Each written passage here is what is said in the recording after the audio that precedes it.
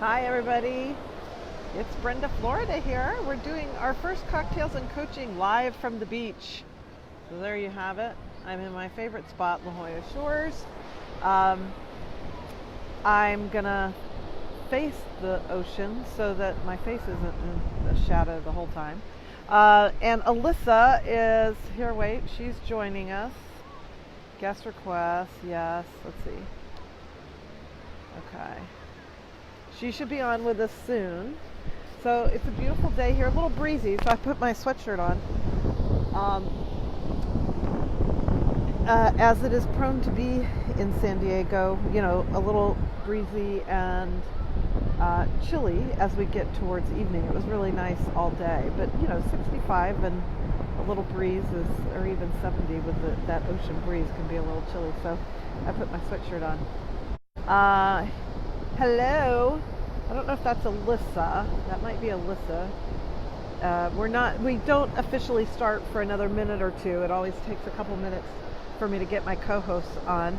So I'm super excited for Alyssa to join us tonight and share with us her wisdom and what I think is just a really beautiful way of working with moms in helping them achieve their fitness goals. So let's see if we can get her in here.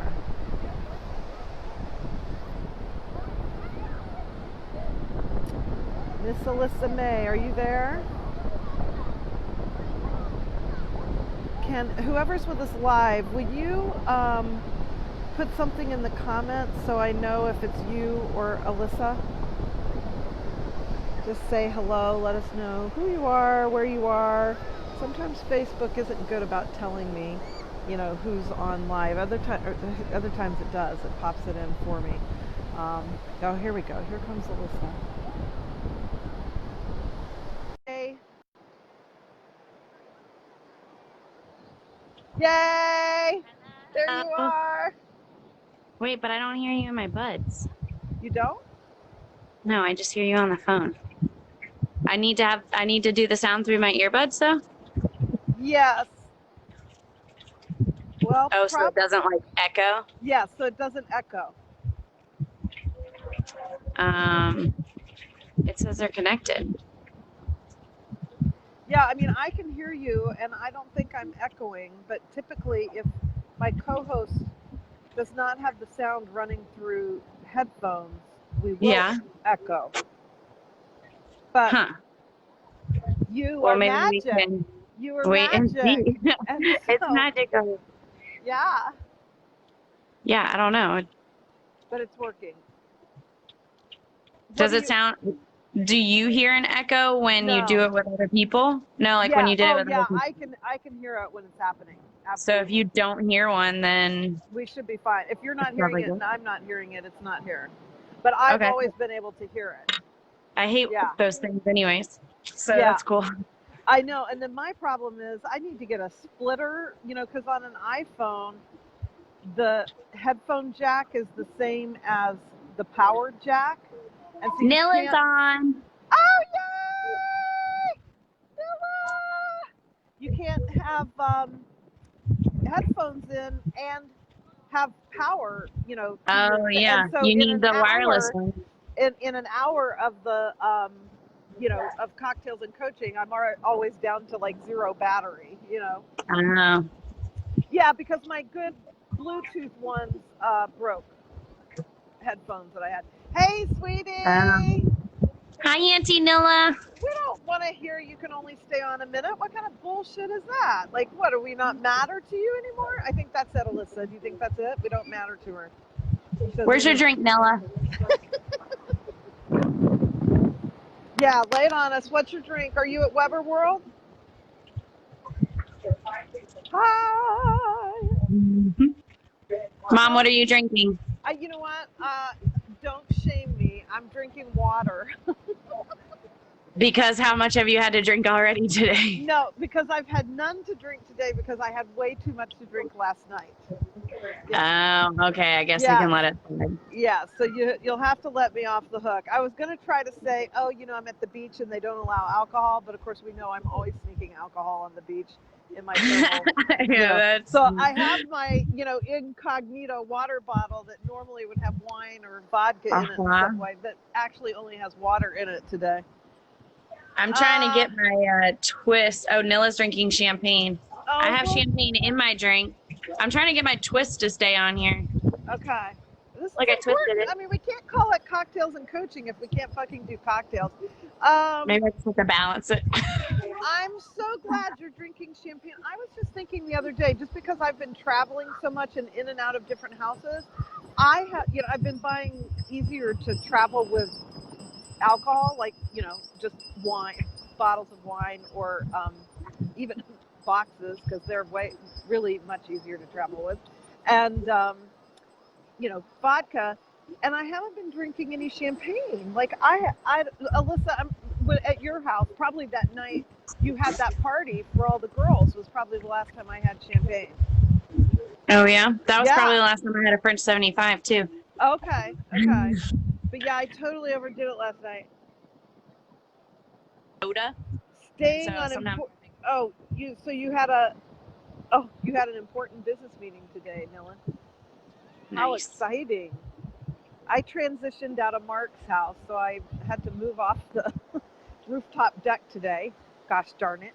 And, staying with my sister and my mom for a couple of days until the holiday's over. Why in the world has it been so long since you... I know. I don't know what made me think of it the other day, but I was like, I must have been in the store and saw a bottle of champagne. And I was like, fuck, I haven't had any champagne in ages and ages. So yeah, I know. I need to. I know. Please don't shame me. Must. The doctor prescribed it. I do have fleece on because it's, probably 70 or 75 degrees and a little breezy here by the water. So I have on a sleeveless top, and so I got chilly. But yeah, I mean, San Diego doesn't have the heat. It can be hot, okay? But San Diego is not hot, nothing like Pennsylvania gets hot in the summer. The sun makes it feel warm when you're like baking in the sun, but when you're on the beach and the wind's blowing, then you don't feel that. And there's clouds overhead because we've got marine layer still here. It's not as cloudy as it was for most of June, but we've still, I'm going to lose the sun in a few minutes all the way till sunset. It's going to be behind the clouds all over the water. So it does get chilly. So let me tell you something really fun. This will only matter so much to, you, Alyssa, and me and Nilla, but you two ladies can celebrate this with me. The reason why, and everybody else will enjoy it vicariously, but it just won't be quite as personal. But I had the most lovely 5 hour and probably 5 cocktails, which is why I'm not drinking tonight. Hang out on the phone session with Scott, Florida last night. Really? Oh my gosh. We just had so much fun. It was just like total old times. He was happy. Like, he just sounds so good. I think he would probably say it this way. Like, I'm trying to think if he used these exact words last night. But Millen sending hearts. Yeah. But I think he would say he is coming back home to himself, and it was just such a great night. And I mean, we were both just like, oh my gosh, like that was 5 hours. Were you video chatting or just calling? No, we were just talking on the phone, and I was up on the roof watching the sunset and, having my cocktails, and we just kept talking. I don't know. We just kept talking, and that's awesome. Got a lot of Dad texted me today and told me that he got a job in Philly. Yeah. So that's good. Okay. Yeah. So he got that job offer today, and it was the company he really wanted to work for instead of the one he had worked for before. Miranda's probably disappointed because she was enjoying having him with her. Yeah. So she's probably a little sad, but so I'm just so happy for him, and it was just so much fun to hang out with him. So that's awesome. Yeah, so it was a great night. So let's get to the business of cocktails and coaching. Nilla, do you have a pressing question you want to lay on us since you're live with us? or do you just need to hop in the pool or something because it's so hot and sweaty near where you are? Super important. Super important. Alyssa, where are you? Here. In your living room? Oh, no, I'm outside. I'm in the backyard. Here. Oh, is that the tower? I thought you meant like you lost me, like in the video or something. No. Are you in front of the Tower Garden? Yeah, that's the Tower Garden. Oh, you have to tell everybody about the Tower Garden. Not really. I'm just tuning in to the wisdom. Oh, the wisdom of Alyssa. There you go. I know. That's what I figured we'd all tune into. So tell us a little bit about the Tower Garden. Why do you not have anything growing right now? I do. You just can't see because I just started. So they're little seedlings. Okay. And I don't want to move the camera around because I like set it up so I didn't have to hold it in front of my face. I'm with you. I know because I'm having to hold mine. In each of these little spots, there's like a little plant growing. I bought the seedlings, but you can also just start it from a seed. And if you hear the water, it's running right now. Yes. So there's a pump in the reservoir down at the bottom. It's like a big bucket at the bottom, basically, and it has a pump, and it brings water up through the center, and then at the top, it kind of like rains down on all the roots that are growing into the tower part. And so, and there's like a nutrient solution since there's no soil, but no soil is awesome because it's way cleaner. It's not like dirty, you know, and I have tomatoes and peppers and kale and a bunch of different lettuce and mustard greens and basil. Kale, really? Kale, yeah. Mustard green. What do you do with the mustard greens? I don't know. I've never had them before, but I saw it on the list. I get them all from LA Urban Farms, so I just like to buy the seedlings and skip like the starter step of, you know, starting from seed. Yeah. And it's local, so I like order it one day and it's here the next day. I call it a snack tower. Yes, Nilla, it is like a snack tower. That's perfect. Grab a tomato, grab like a tomato and the basil and like kale or something, you know, like pop it in your mouth. Yeah. There you go. Yeah. So, because I love yours, since yours is outside, it can be, I guess, pollinated. It would be the right term. So you can grow fruit. Yeah. You can do. Where when I got mine, which of course I never used and grew anything in, and was going to use it donated inside. it to someone else who would use it. Because I think Claire grows a lot in it, or she was at least initially.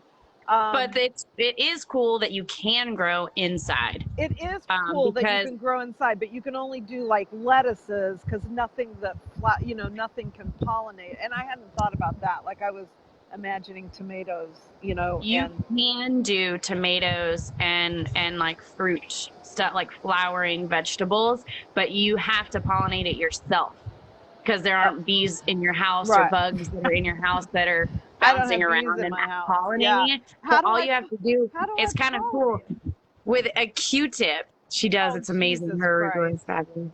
So with a Q-tip, you like travel around from like flower to flower. Just like a bee does. That's it. It's that simple, but you just like dab a little in each flower and it like pollinates the plant. Because the reason why you have to do that is there are like male flowers and female flowers. And so if it just keeps growing like that, it's not going to do anything. You'll just have male flowers and female flowers and no fruit will produce. They have to have sex. Yeah, the penis goes in the vagina. Right, but if the penis can't reach the vagina, then you just use the Q-tip or a bee or a bug, and it touches the penis, and then it touches the vagina, and then you have fruit. Wow, I love that. It doesn't seem nearly as fun as human sex. No, I don't think so. Well, what would I know? I haven't had human sex in 100 years. Ugh. Anyway, that's a whole nother time. Yeah, less than 100 years. I mean, I'm sure I had sex before I left Pennsylvania at some point. I must have had sex this fall. At least 33 years ago. Yeah, 33 years ago I had sex. So it hasn't been 100. Yeah, you're right. Okay, so Alyssa, tell us, rather than talking about my boring sex. Flower sex. Or flower sex. I loved, which is why I put it in the blog. But I loved when you said anybody who wants to, be successful, I think was the way you said it, in their goal, has to be kind to themselves. Mm-hmm. I would love for you to say more about that. Like, tell me why does kindness kind of unlock, or what does that unlock for people, that if they're not being kind about their fitness goal, or maybe you mean that even beyond fitness. So tell us a little bit about that and what that means to you. I definitely mean it beyond fitness, but I think it's more so with like I don't mean you're not going to be successful, like you're not going to make millions of dollars, because there's probably millionaires who are not very kind to themselves. Right. I would imagine. But yes. things that have to do with like you yourself. Mm-hmm. So fitness and nutrition is what I think about, but maybe even like spiritually or within relationships you have with other people. It's kind of like loving yourself before you can love others. Maybe it's kind of like that. Right. But the way that I talk about it and the way that I, just what's relevant to me is, why are you smiling like that? Because I like hearing you're my mom and you want to hear me talk. Yeah, because I'm your mom and I want to hear you talk. You're doing such a good job, honey. Thanks, Mom. Okay. Anyway. Yeah. So, with like fitness and nutrition and taking care of your body, in order to be successful, losing weight or being consistently going to the gym or eating well, whatever that means for you, however you define that, but eating well consistently and not just for a day or for a week or for a month, but for your life. Right. You have to be kind to yourself along the way, because like one thing I really hate, in the truest sense of that word, lay it on us. Wow. This is our when people talk about cheat meals. Episode on yes, the hate episode. Okay. I hate when people talk about cheat meals or cheat days.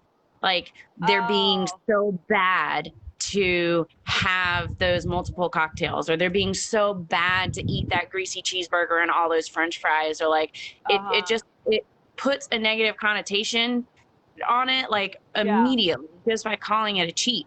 So I never cheat. I never have cheat meals or cheat days. Okay. But I definitely drink lots of cocktails sometimes, and I definitely eat burgers and French fries. I just don't call it a cheat, because like then the next day I have to make up for it because I did such a bad thing, and now I have to like make it right and like starve myself, And I think it's the same way. Oh my gosh, that's so good. And I think it's the same way with like working out or going to the gym or whatever, or, getting on Beachbody, whatever thing you're doing for exercise, or just going on a daily walk, whatever your exercise goal is. If it's not fun, then you're not going to keep it up, or you're just going to be miserable doing it. But there's something that everybody can find that they enjoy doing to move their body. And all you have to do is move your body. You like moving probably the least of like anyone on this planet, but you love taking walks on the beach. And so you find yourself at the beach and you go for walks, and then you're moving your body. Yes. This is when like I get, and of course now, I'm working, for those of you, I haven't really posted about this, but anyway, I took a side hustle job working at Nordstrom recently. And so I'm definitely moving there. I mean, I'm on my feet, 6 or 7 hours. Lori. Oh, hey, Lori. Oh, how fun. Oh, it's funny. Nilla went off and Lori Nilla left, I think. And yeah. So, Lori, you just missed Nilla. Maybe they're in the same place. Maybe she's at Nilla. No, I don't. That'd be funny. So. That would be. Oh, no, wait. She's still there.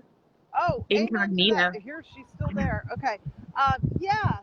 So I walk on the beach because I like it. But you're right. There's few people that have as much resistance to movement as I do. So I love what you're saying, and I think that it does apply to everything that we want to change about ourselves. Like I've told so many clients in the last year or so, because of course a lot of people who get into coaching, I mean, most all of us beat up on ourselves, right? So, For sure.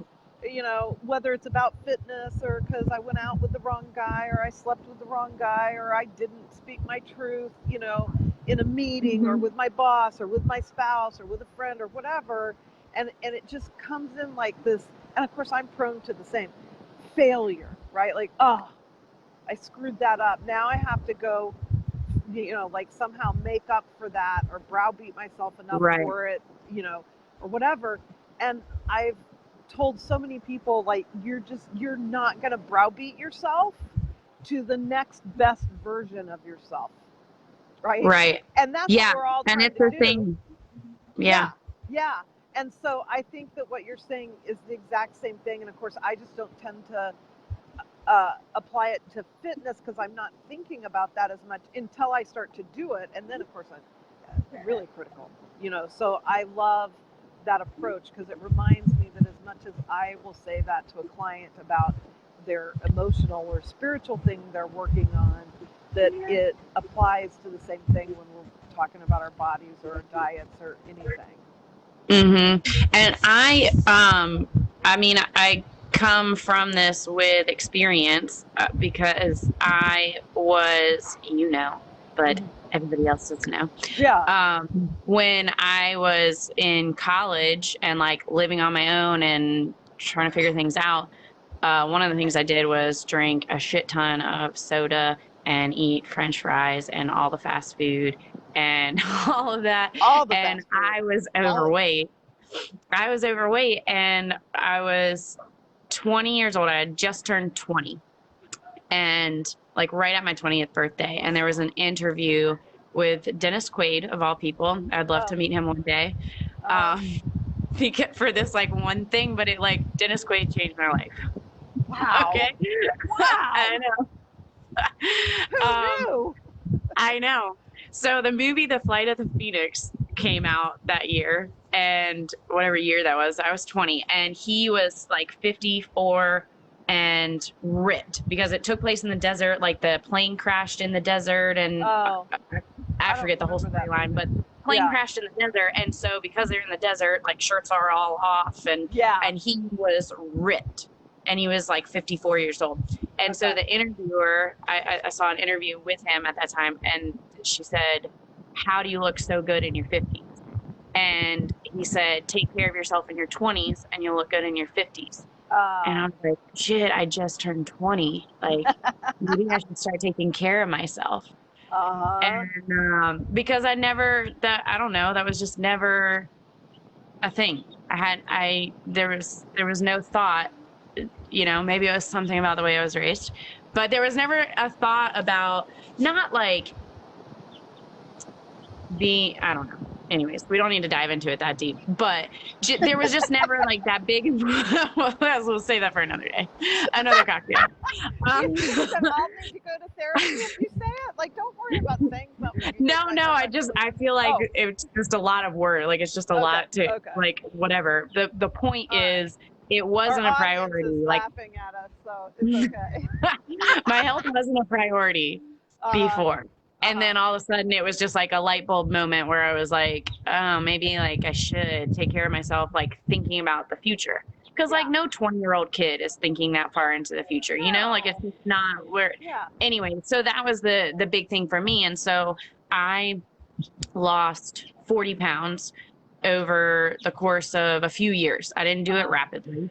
And I did this by like what I would say in hindsight. I didn't say it at the time, but it was like by being kind to myself. I did not want to say like, I'm going on a diet. I'm never drinking soda again. I'm never eating French fries again. I like have to cut these things out. They're bad. Yet, like, and so if I wanted to go to Cold Stone and get that giant thing of ice cream that I used to do frequently, a lot. I would still do it, and I wouldn't feel bad about it. And that was like, I think that's the biggest thing. Like Yeah. that's the most important part, to lose it long term and to make the long term change, where I haven't been Yeah. to a cold stone in many years now. Yeah. Yeah. But it's just not saying like, but you know, if I was with a group of people or happen whatever circumstances were to happen and I was by a cold stone and we wanted to go, like I would go and I would eat that Yeah. cake batter with sprinkles and it would be delicious. Yeah. But I don't know. I think that was a huge thing for me to be successful, losing weight and keeping it off. I never went back. Even when I was 9 months pregnant, I was never as much as I was at my highest weight. Huh. In my 20s, like not pregnant. Yeah. But so like I never went back up to that. And actually I have gained weight now in the last few years, but I've gained more muscle mass. So Right. Oh yeah. that's another thing. I do not own a scale. I never weigh myself. Oh, I love that. I only weigh myself if I'm like at the doctor and they tell me to get on the thing. So I did this. I'm participating with some other moms in this Get Fit challenge that the one company that I work for, Fit for Mom, is doing this Get Fit challenge for moms. Okay. And I'm participating to like work with them and be a part of it and all of that. But like, not because I have a real specific goal, you know, I don't need to lose the baby weight or I don't need to like get things back on track, you know, but like I'm participating to like do this with them, be more like support, you know? Yeah. Yeah. And I got on this, I was like getting on the scale the first day, we're all weighing in and I was like, I have no idea how much I weigh. Like I know within like 5 or 10 pounds, but like over or under, like, I don't know. Yeah. Because it's not important. Right. It really doesn't matter how much I weigh. Right. And I mean, for me in like the weight loss mentality and at that time in my life, it felt important to me that I had lost 40 pounds. Right. And it's still something I'll mention because it was a significant amount of weight to lose. You know what I mean? Yeah. But I cannot be like a slave to the scale. Yeah, totally. I totally agree. And I think what you're saying too, I mean, there's just that literal, muscle weighs more than fat. So like, who cares? Like if you gain some weight because you gained that in muscle weight. I mean, now at this point for where I am, and this isn't the way that everybody who might be listening is, but like for me, I have no shit. I will tell you, I'm 165 pounds because I just weighed myself. Right. I'm 5'7" and 165 pounds. And you know what that means? Every time I go to the doctor, there's this thing, and the doctor has never spoken a word to me, but on like the checkout sheet that I get when I leave, there's always a note that says like to discuss like diet and exercise because my BMI is like slightly elevated because the BMI just based on your height and weight. Right. So like according to that way of thinking and just standing on a scale and saying I should be X amount, I should be 140 pounds. Well, like, nah, I'm really healthy at 165. Yeah. And I mean, that's why the doctor's never said anything to me because, you know, she can see that I'm healthy, but but I think people do that in their own minds where they're like, oh, I'm this tall, I should weigh this much. Or at a different time in my life, I weighed this much. That's how much I should weigh. Yeah. When like, it's very unrealistic to expect yourself to weigh at 30, 40, 50, 60, what you weighed when you were 20. Right. Like your body was so very different when you were 20. Yeah. So it's just so unrealistic to expect that. Totally. Yeah. I love that. I love that you brought that up because I think those, you know, charts and all that, like our friend Susan Hyatt in her, I don't know if she talks about it in the Bear book, but I feel like, did she talk about it when we went to the book signing thing? Just the whole thing about charts and, you know, that these are just like, it's no different than the food pyramid. It's somebody's idea based on some, you know, science of the moment, right? Which we know changes because so much in science, in the science of our bodies with especially with our And brains, has changed.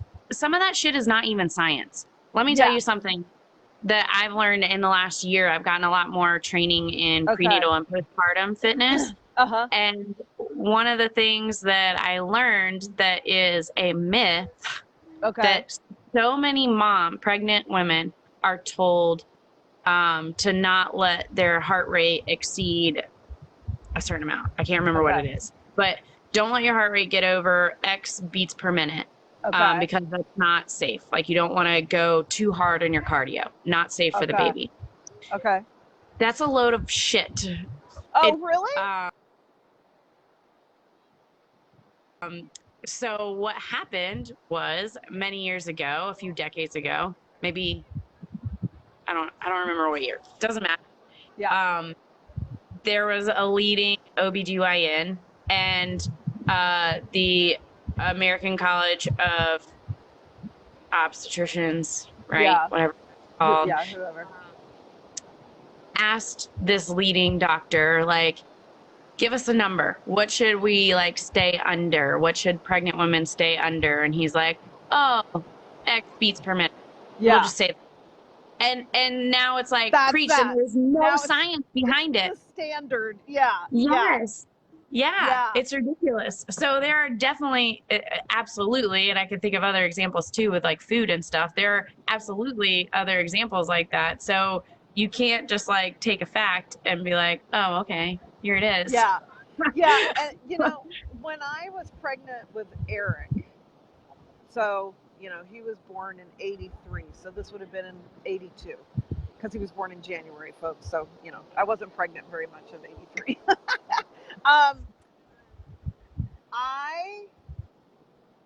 Is that right? Was he born in 82? Well, anyway. No, he was 83. It was 83. Same year as Doug. I had an OB/GYN doctor who I think we were talking about the fact that I gave birth to Eric vaginally and he was breech, which, I mean, now would never happen, but even then wasn't super common. But I had already had Miranda. Eric's my second, and Miranda was a big baby. She was like 8 pounds 8 ounces or something. So she was a big baby. So he's like, listen, we already know your birth canal can take a big head, you know, so I'm not worried about this baby getting trapped in there, which is of course the risk when you're delivering a breech. And he was butt first. His legs were folded, you know, totally up. His feet were up at his ears. So he didn't have a foot down, which is more difficult. So he was kind of like the ideal, you know, vaginal breech birth. And my doctor said he didn't want to do a cesarean because he felt like that actually for me had more risk because you're still cutting, and you know, if something went wrong, I've got this 2-year-old kid and a baby coming out, and if I die, you know, your dad's kind of fucked. And he just wasn't worried about, you know, me giving birth vaginally. And he said, and I'll never forget this, obviously, because I'm repeating it, you know, 36 years later or whatever, that so many things in childbirth are cyclical, and they just kind of go in patterns of what's considered, you know, the best practice kind of thing, and then people cycle back away from it. And while I'm not sure in today's world, like with things like, I don't think they've ever, you know, we'll probably never cycle back to women giving birth vaginally for breech babies, but it just really hit that point to me of, you know, people are all like, oh, we have to do it this way. This is the only way to do it. And then, you know, 5 years later, they're not doing it that way, whether it's how we're having babies or, you know, any number of other things. And yet at the time, it's so easy to give your power up to some outside authority and, you know, think they know best. What do you think about that with the power, how women give up their power during, you know, childbirth and with in their fitness, like, you know, and doctors and all of that? Do you have an opinion about that? Absolutely. First, let's say goodbye to Nilla. She said she has to go. All right, sweetie. We love you, Nilla. Love you so much. Mwah, mwah. Drink champagne for me. Cheers. Cheers. So what was your question? Giving your power away to, doctors or, a fitness So person or the first thing that comes to mind, because we were talking about birth and babies, is it in the labor and birth process, so much power, we give so much power away. Yeah. And the first thing that we give it to is fear. Oh, we give yeah, our power away to the fear. And I think that's like the biggest thing. And I love talking to pregnant women about childbirth because so many of them are scared. Yes. Yes. They're scared to give birth. And well, it's scary. for I me, mean, you've got this person coming out of your body and you can't even imagine, your first and you one. don't know. You cannot You just don't know what's going imagine what it's going to be like. You can watch some movie or, whatever, but you can't imagine what it's going to be like to push a human being out of your body. Yeah. Yeah, that's true. I mean, you don't know it until you do it. Yeah. But me and Doug, my husband, you know that. Yeah. But other people don't. Your husband? Wait. Me and you're Doug married? did. I am. Me and Doug did a birthing class, and in my third trimester, and it was huge for me because Doug is an engineer, so he's like a science person and like a real science person. Like he wants to see the science, not like, oh, somebody said there was science behind it. Right. And so he was going into like very involved, wanting to know all of what was going on, not just like sit in the waiting room with a cigar. Right. But and so like he wanted to understand as best he could what was going to happen and what to expect and all of that. We did not read What to Expect When You're Expecting because he did a lot of research on what materials would prepare us. And that was something that was like negated so many times. But anyways. Hey, Jessica. Who's Jessica? Jessica who? Jessica Marie. She's watching. I don't see the name. Yeah. No. Can you not see who's in the comment? No, you can. You can. I can, but I don't see anything right now. Anyways. Oh, okay. Anyway. But anyway, so we went to a birthing class that was led by a doula, which I didn't know what a doula was at that point. I didn't know what it was till you told me. So stop and tell us what a doula is. So a doula is a birth support person. Okay. It's somebody who, often a woman who's had a baby, probably always a woman, and usually one that's had a baby, so she knows what's going on. But she's not a midwife. No. So a midwife has medical training that a midwife can deliver a baby. A doula does not have medical training. It is about emotional and physical support of the mother through the labor and delivery. And then there are postpartum doulas, which is super cool, that are there to support the mom after. They're not there for the baby like everybody else is there for the baby after birth. They're there for the mom. Because the baby's so selfish.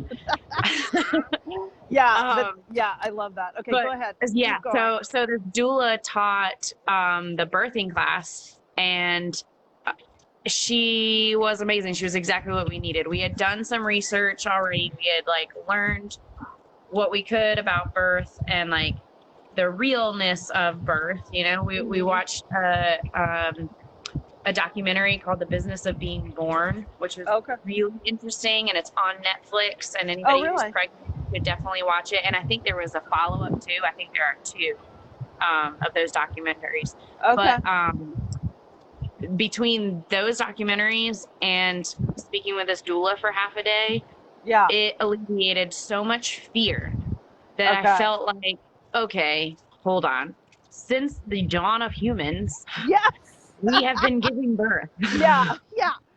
And like, actually, my body was really made for this. My body was made for it. Yeah. And so the thing that the doula said that stuck with me, and I told Doug, like, you you have to remember this phrase. You have to tell me this phrase while I'm in labor, was breathe the baby down. Breathe the baby down. And for me, that was so big because it was like, I love that. that was all I could do. Yeah. There's nothing consciously that you can tell your body to do to bring that baby out.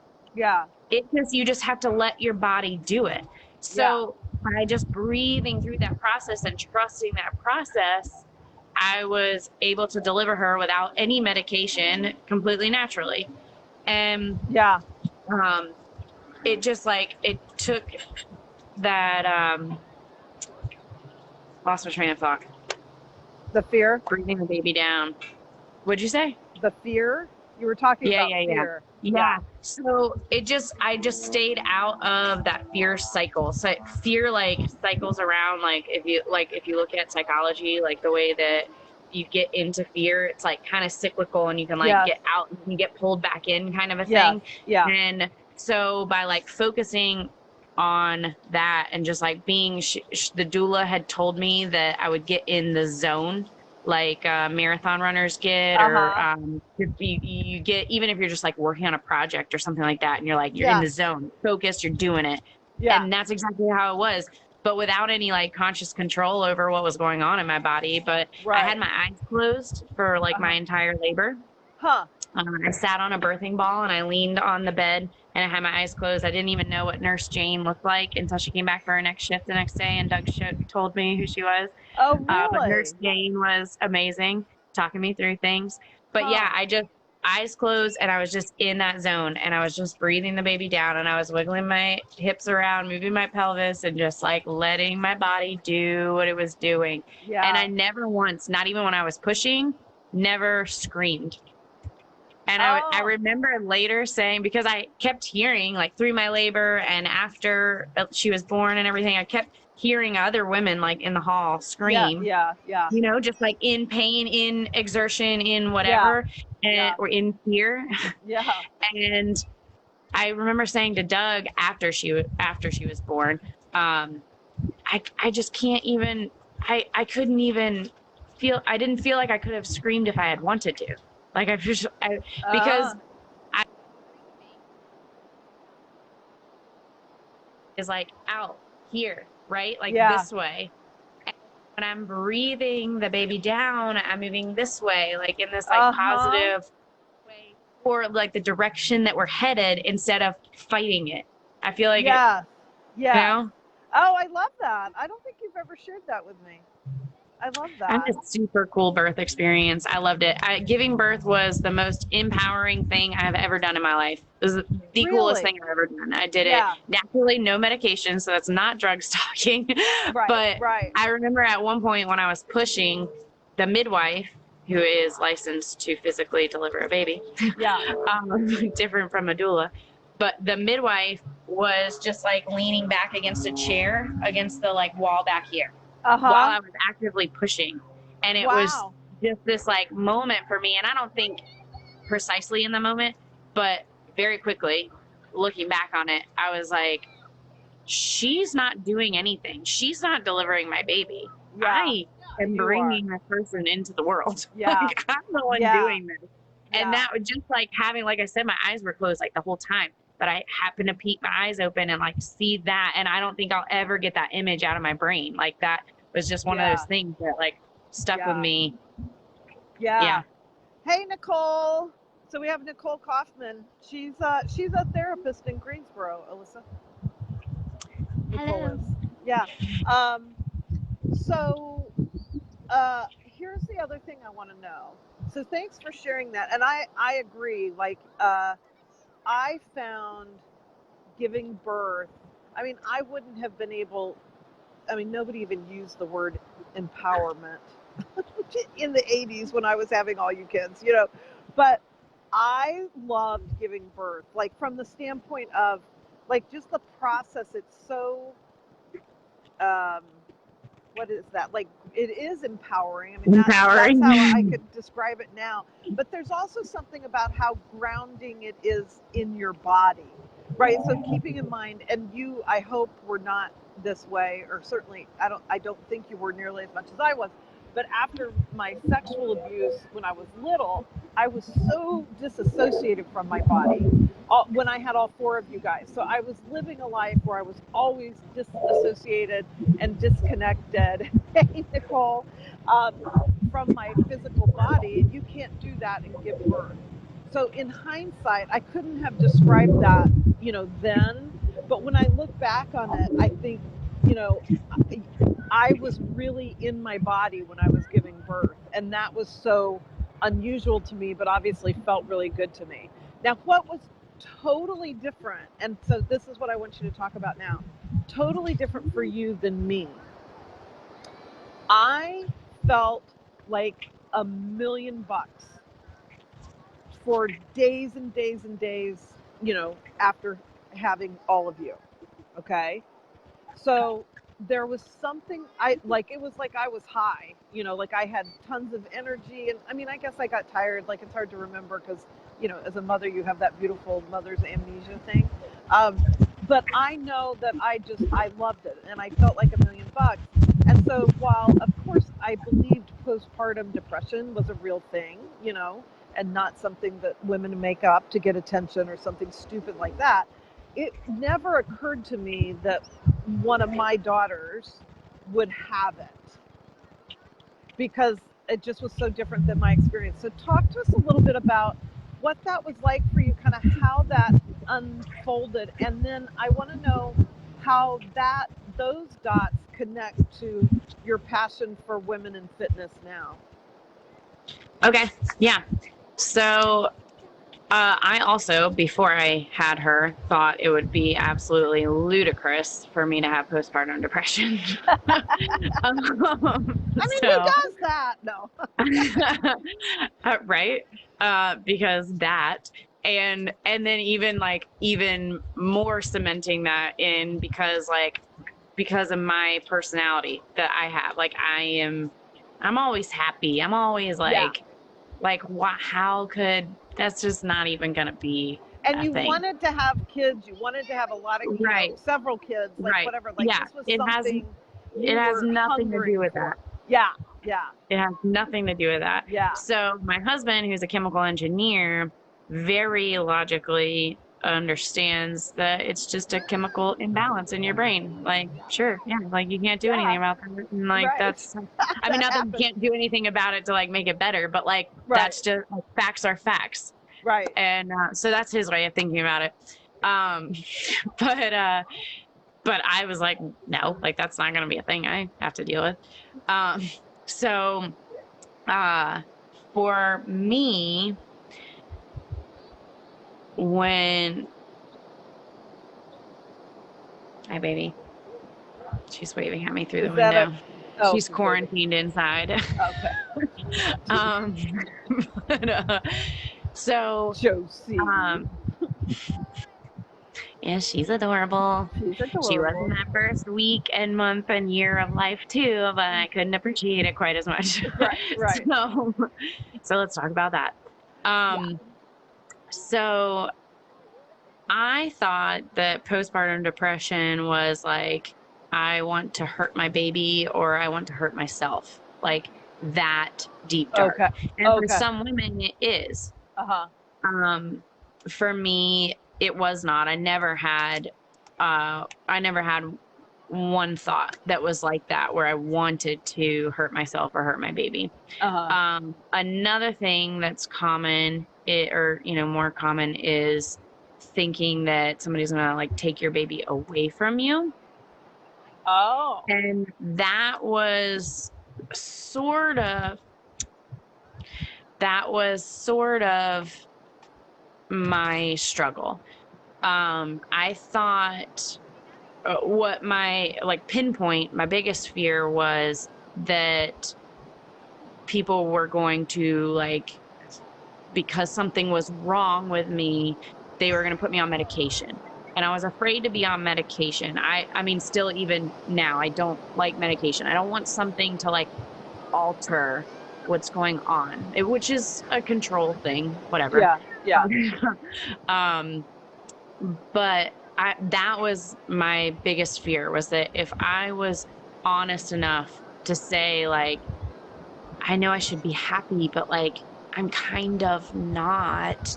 That then it was going to be like, oh my God, we have to Yeah. get you to the doctor. And oh my God, the doctor's going to give you this medication. And like, and so is some of like baby being taken away feeling was kind of like wrapped up in that.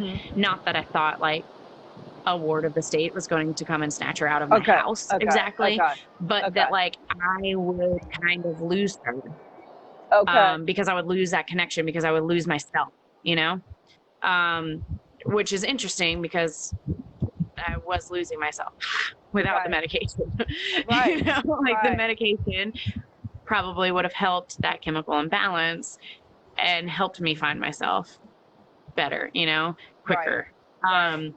So I never talked to anybody about it. I didn't say anything to anyone. My husband, who I have a very good relationship with, my mom, my sister, my mother-in-law, Yeah. like all these women who are so close to me had no idea. Yeah. Nobody Yes. knew that I was struggling. And that was super duper isolating. Yes. When being a mom is isolating enough as it is Yeah. in like our society now, you know, Yeah. like when it used Yeah. to be like It is. all the women in the village would get, and Right. it's still like this, and it's still like this in some cultures, but like Right. history shows you have women there to support you through the process, through the birth and after.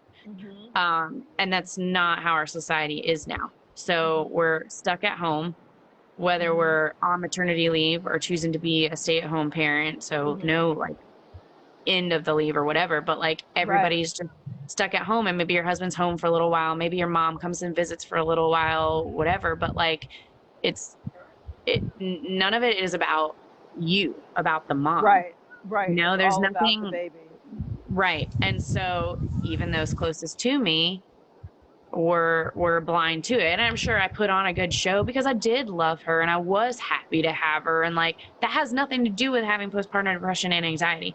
And a lot of times people just say postpartum depression. But I had postpartum depression and anxiety, which can be like two, you could have like one or the other, or you can have like some combo of both. Okay. And anxiety is something that I'm more familiar with that, which, you know, I struggled with that more in my early 20s, and maybe physical health has something to do with that too, if that got better. Just an idea. But no, I had like panic attacks and I struggled with anxiety a lot when I was younger, and like a young adult. And so I haven't had a panic attack in a million years now, but that's like as long as it's been since I've had sex. a million years. Yeah. I think my story's better. Okay. All right. Wait. Back to being depressed. No, I love what you're saying though, because I think it is, and I don't know if Nicole. I don't think Nicole's still on with us, but I'm sure she could, make some comments on what I'm about to say as well. I think that with any of life's difficult things, right? Whether it's postpartum depression or moving or getting divorced or having a baby without the postpartum depression, right? Because that's such a game changer in your world. Still not easy. Yeah, somebody dying or whatever, like all these things that happen to all of us.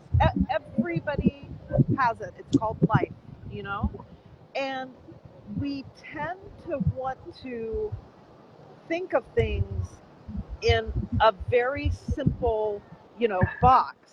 Like I'm this and so this is that. And that don't go together, and this shouldn't look like that.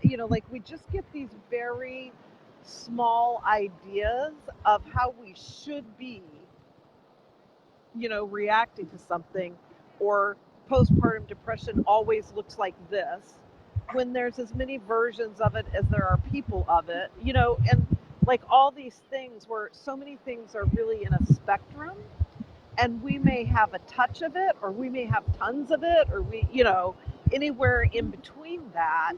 And it's just too simplistic to either dismiss or I suppose overreact, to things all based on one criteria.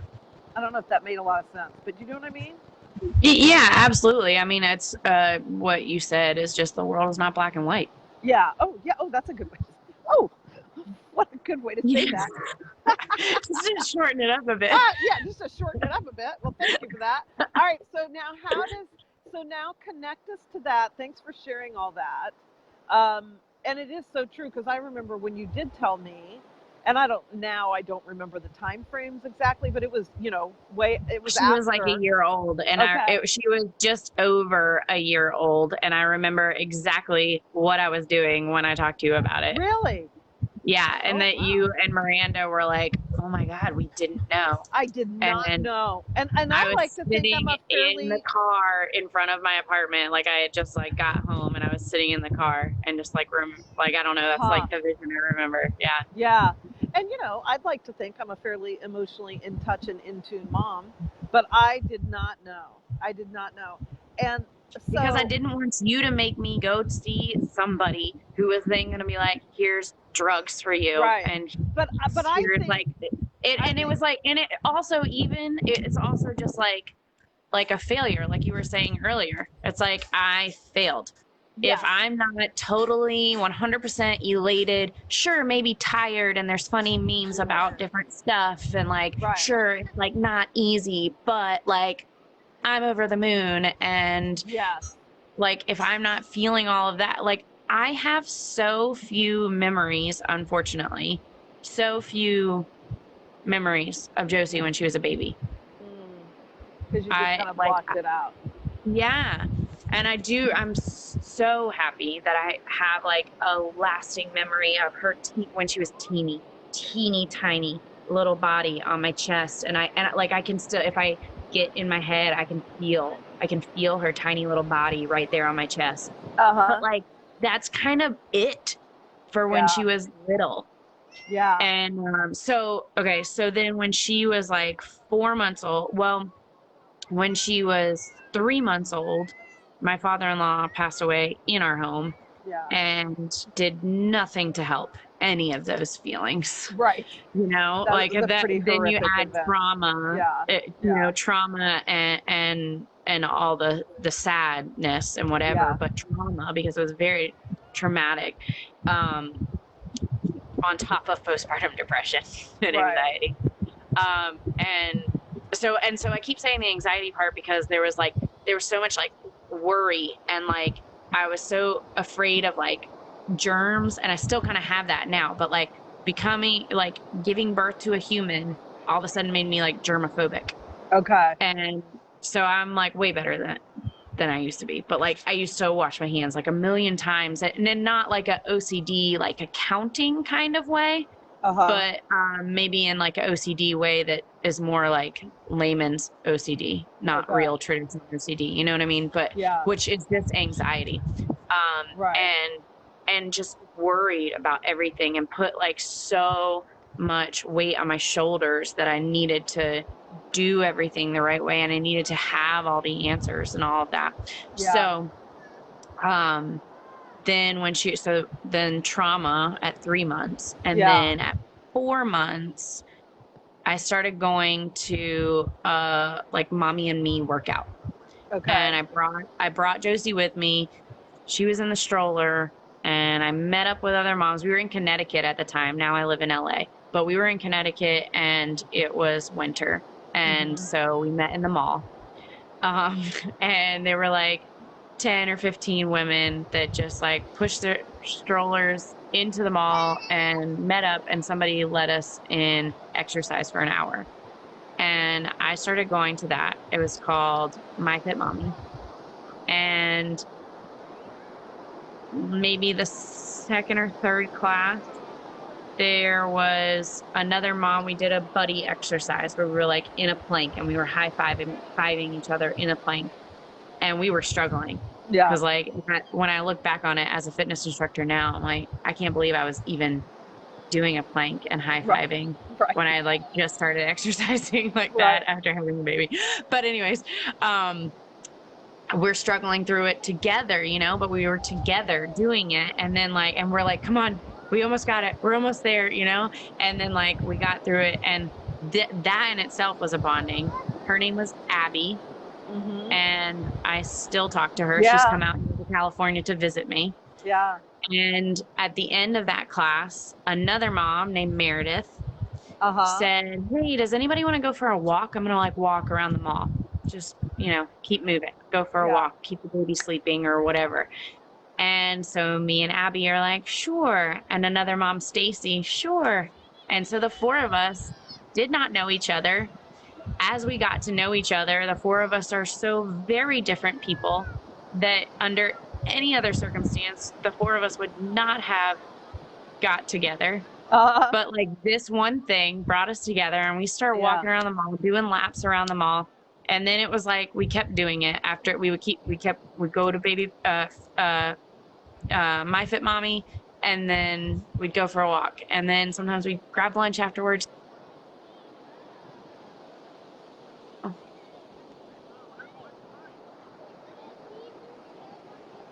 Oh, I lost you. You froze. I mean, I can see you, but you've frozen.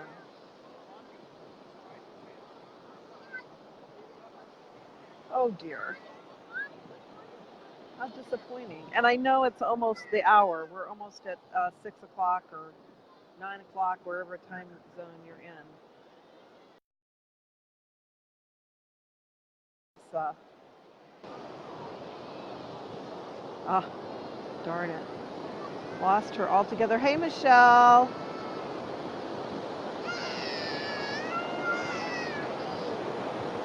I don't know if she's going to be able to get in. I'm going to stay on for a few minutes in case she gets in. But this is obviously, so this is why she has such a passion, since I'm her mom.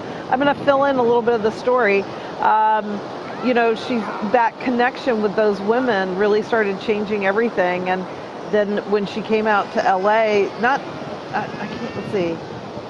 Can't remember how old exactly Josie was when they moved out here. But anyway, when they moved to LA, she got involved again in, you know, one of these Fit for Mom, you know, kinds of, or stroller strides or something, groups to work out in. And then the doors opened for her to be an instructor. And now she's, you know, got several certifications, and, you know, that's just grown, that her passion for that has grown. But obviously you can see, oh, let's see, maybe she's trying to come back. And maybe, you know, obviously I'm her mom, so I'm totally prejudiced. But you can see how her own experience with that isolation and the postpartum depression really ultimately then led to her expanding into, you know, the fitness and, you know, training and instructor and nutrition stuff that she's gotten into, because it was part, oh, there you are. I can't seem to invite you again. I mean, because it's telling me you're already invited. Wait, maybe it's, oh, okay, sorry. Now I gotcha. Here she comes to save the day.